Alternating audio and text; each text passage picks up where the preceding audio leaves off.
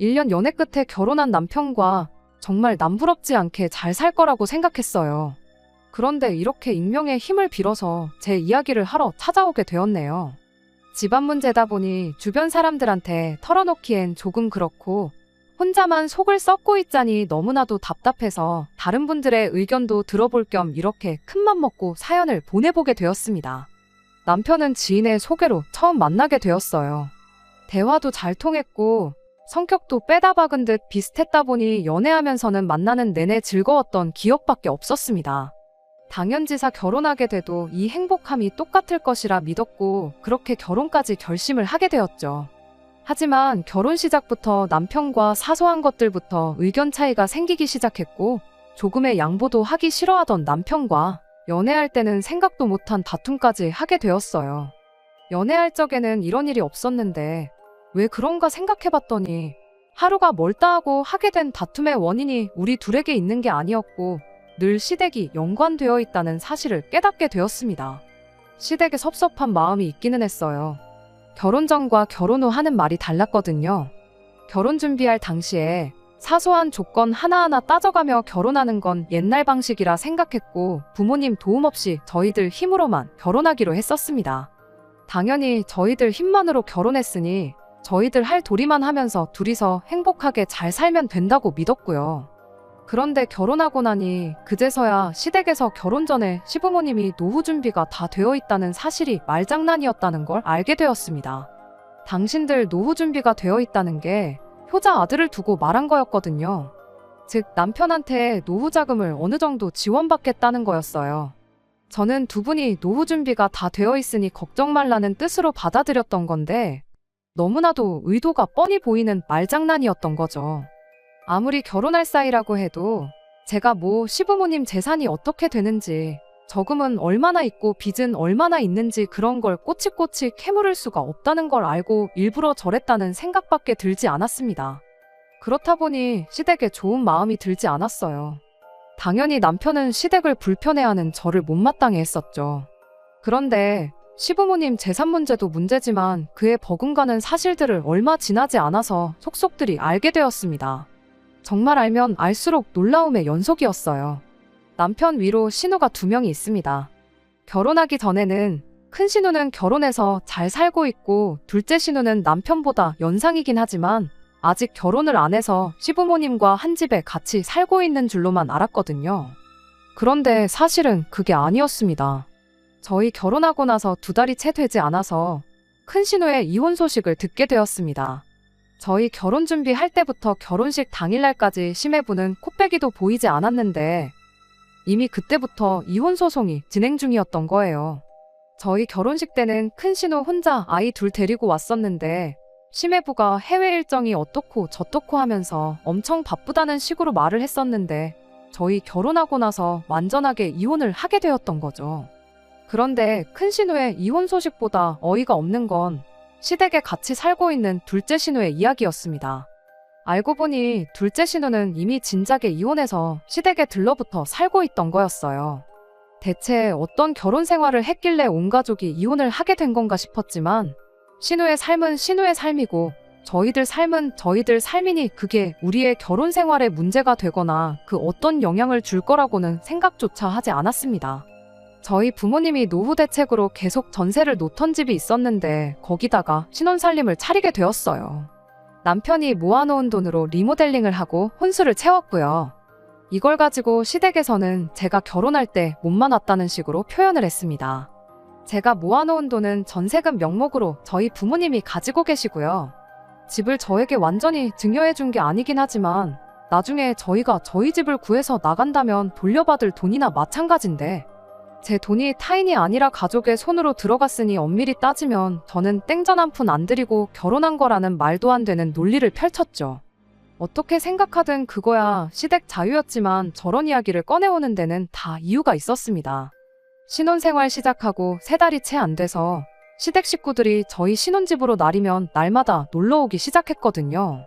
말인즉슨 친정 부모님 명의로 되어 있는 집이긴 하지만 제 돈 한 푼 들어간 거 없고 남편이 리모델링에 혼수까지 싹 다 채워놓았으니 자기들이 자유롭게 왔다 갔다 해도 된다는 명분을 만들려고 그랬던 거예요. 신혼집에서 시댁이 그렇게 가까운 거리는 아니거든요. 지하철 환승 없이 바로 갈 수는 있지만 역에서 역까지만 해도 20분 정도 거리가 걸려요. 그런데도 한번 저희 집에 놀러 오면 막차 시간이 다가오는데도 뭐 집에 갈 생각을 안 할 정도입니다. 일부러 저희 퇴근 시간 맞춰서 찾아와서는 저녁 식사 같이 하고 거실에 TV부터 점령을 해요. 저는 잘 보지도 않는 TV였는데 혼수할 당시에 남편이 TV만큼은 최고 좋은 걸로 맞춰야 한다고 우겨댔던 게 괜히 그런 게 아니란 생각까지 들 정도였습니다. 아무튼 밤 12시가 다 돼가는데도 저희 집에서 나갈 생각이 없는 시댁 식구들한테 제가 딱히 할 수 있는 게 없었습니다. 그저 내일 출근도 해야 하지 않냐, 막차 시간이 몇 시길래 아직도 계시냐 하는 식으로 티도 안 나는 눈치를 주는 방법밖에 없었죠. 신경 끄고 혼자 방에 들어가서 잠이라도 잘라고 치면 뭐 얼마나 재밌는 걸 보시는지 큰 소리로 깔깔대며 웃는 소리에 신경 쓰여서 잠도 잘 수 없었어요. 그렇게 시댁 식구들이 돌아가고 나면 남편은 저한테 서운한 표정으로 어떻게 자고 가란 말 한마디를 안 할 수가 있느냐며 한마디를 하고는 했죠. 처음에는 크게 대꾸하지 않고 그냥 쓴웃음만 지으며 넘겼었는데 이런 일이 자주 반복되다 보니 너무나도 스트레스였어요. 아무리 시댁 식구들이 TV 앞에 죽치고 앉아서 저랑 말 한마디 섞지 않는다고 해도 집에 손님이 와 있는데 힘들게 일하고 와서 쉬고 싶은데 쉬는 느낌도 들지 않고 한 달에 한두 번 오는 거면 말을 않겠는데 지들 내킬 때마다 평일이고 주말이고 가리지 않고 쳐들어오는 게 이 집이 내 집인가? 시부모님 집인가 싶은 기분만 들었어요.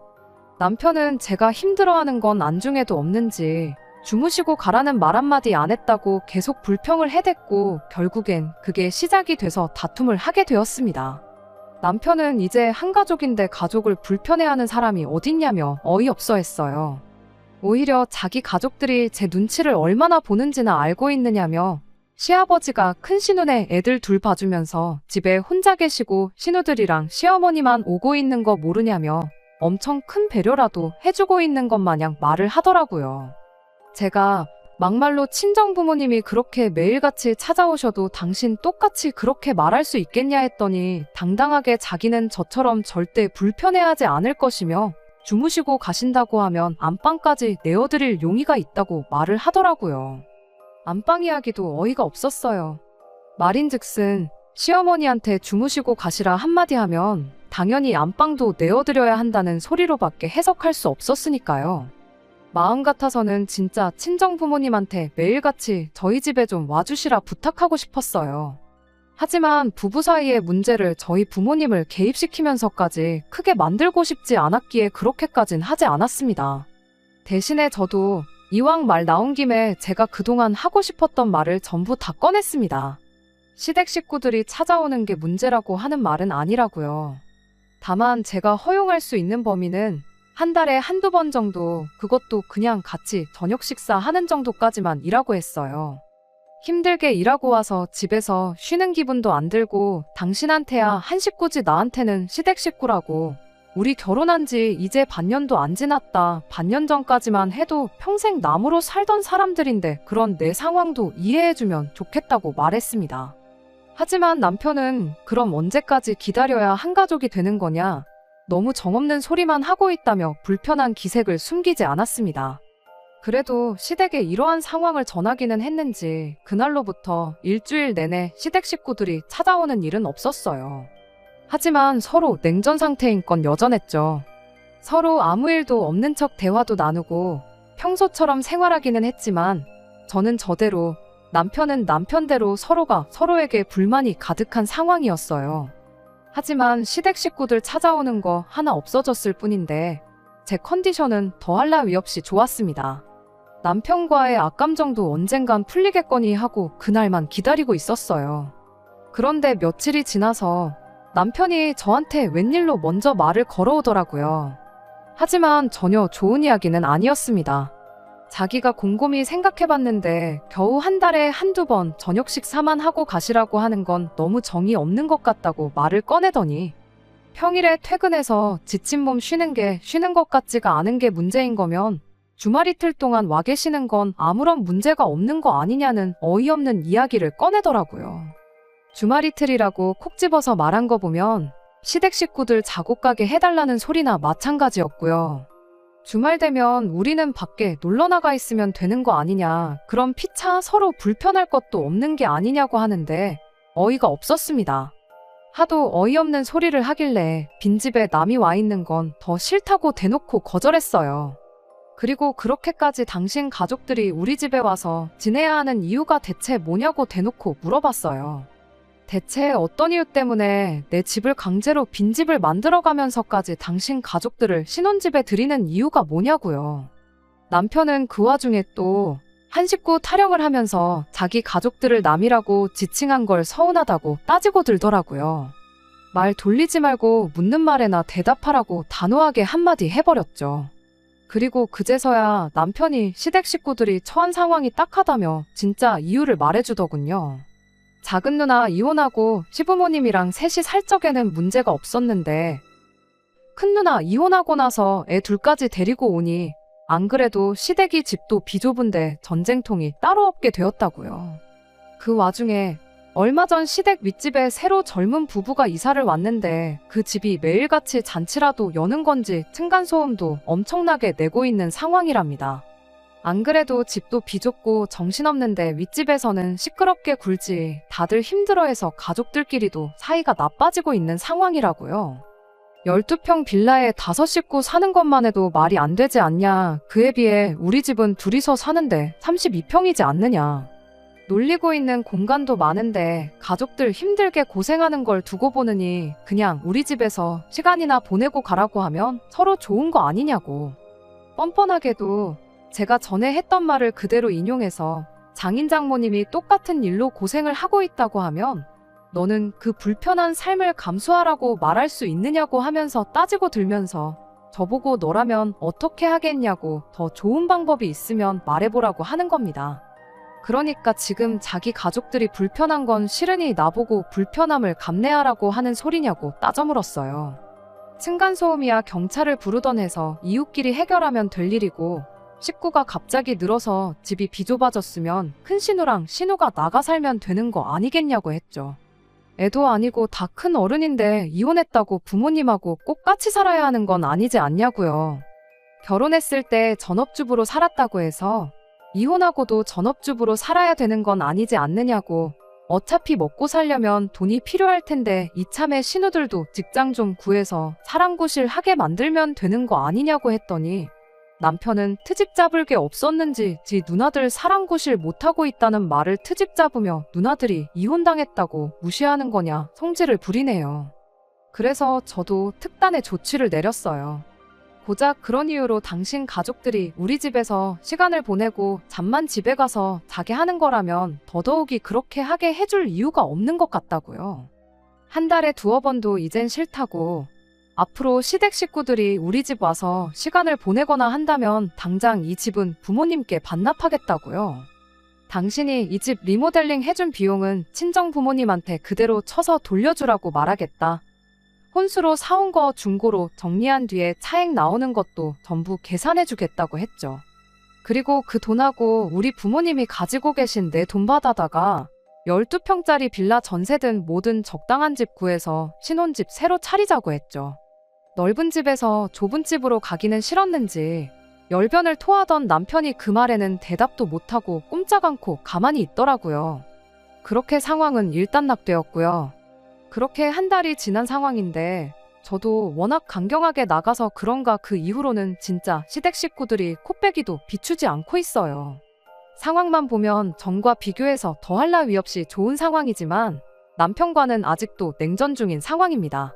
사연 시작할 때 적었던 것처럼 남편과 제 문제로 부부싸움을 한 거라면 이렇게 제 이야기까지 적어보낼 일도 없었을 거예요. 그냥 남들처럼 평범하게 둘이서 행복하게 잘 살고 싶을 뿐인데 차라리 결혼 전에 이렇게 될 걸 미리 말이라도 해주지. 이런 상황 한마디도 안 해준 게 괜히 원망스럽기만 하네요. 남편도 저도 너무 극단적인 방법만 이야기하는 것 같아 혹시나 좋은 의견이 있을지 싶어 한번 사연 보내봤습니다. 매번 시댁 식구들 때문에 같은 문제로 마음 상하는 이 상황이 그냥 너무 힘들기만 하네요. 오랜만이네요. 제가 제 이야기를 사연으로까지 보내다 못해 이렇게 후기까지 보내게 되는 날이 올 줄은 생각도 못했습니다. 결론부터 말씀드리자면 결국 남편과는 이혼을 하게 되었습니다. 가족들 생각에 잠도 제대로 못 이룬다던 남편을 보니 내 남편으로 데리고 사는 것보다 가족들 품에 돌려주는 게 100배, 1000배 낫겠다는 생각이 들었거든요. 막상 이혼하자고 하니 가족들하고 연까지 끊겠다고 나오는데 그럴 거면 애초에 처음부터 그 고생을 시켰는지 싶어요. 제 사연에서 말했듯이 남편한테 제가 시댁 식구들이 한 번만 더 찾아오면 집 부모님께 돌려드리겠다고 선언한 뒤로는 시댁 식구들이 찾아오는 일은 없었어요. 다만 남편과 감정의 골은 날이 갈수록 깊어져만 갔지요. 그래도 한 집에서 한 이불 덮고 같이 사는 사이인데 언제까지 이렇게 지내야 하나 싶어서 제가 먼저 마음의 문을 열고 남편과 대화를 시도해봤습니다. 다만 시댁 식구들 관련해서는 한치도 양보할 생각은 없었어요. 신우들한테까지야 제가 잘할 필요는 없지만 시부모님한테까지 모질게 굴 필요는 없겠다고 생각했죠. 그래서 남편한테 신우들은 물론 시조카들은 안 되지만 시부모님이 가끔 오셔서 같이 시간 보내고 쉬다 가시는 건 괜찮다고 먼저 말을 꺼냈습니다. 막차 시간까지는 아니더라도 저녁 식사하고 같이 드라마 한 편 정도는 볼 수 있다고요. 주말에는 집이 비어있을지라도 오시고 싶으면 오셔도 되고 이따금씩 같이 외식도 다니고 하자고 말을 꺼냈는데 제가 너무 한 번에 많은 걸 허락해 준 건지 남편이 혼자 확대 해석해서 신우들은 안 되지만 시부모님만큼은 내가 감내를 하겠다고 받아들였나 보더라고요. 그렇게 시부모님하고 몇 번 시간을 보내고 나서는 며칠 지나지 않아서 자기한테 좋은 생각이 있다면서 시부모님을 모시고 살자는 제안을 해왔습니다.